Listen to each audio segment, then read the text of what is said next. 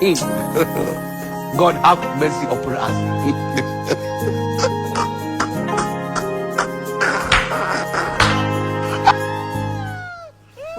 Niache!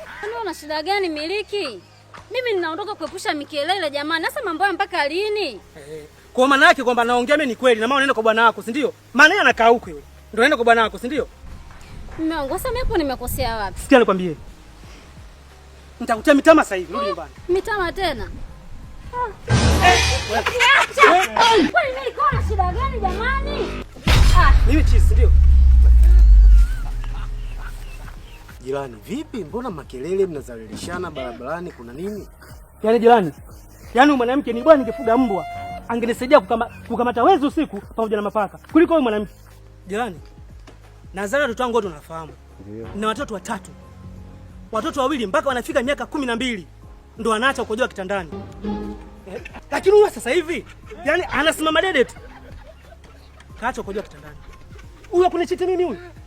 Hakutoka nje ya ndoa kweli huyu? Sasa mume wangu, sasa mbona unanizalisha? Sasa ndo nini? Sasa mimi nimekosea kitu gani? Wala kunichiti mimi. Wewe jirani, unataka kuniambia una watoto watatu. Wale wawili wamefikisha umri wa miaka 12 wameacha kukojoa. Huyu mwingine mdogo ameanza kusimama dede ndo ameacha kukojoa. Ndani. Ina maana inaonekana kabisa huyu mtoto amenichiti sio kwangu. Kwa hapo jirani, unachomaanisha kwa haraka haraka kwa uelewa wangu mimi, unaonekana wewe ulikuwa kikojozi, si ndio? Unasema?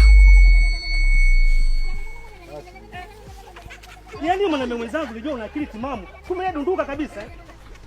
Alafu na wewe.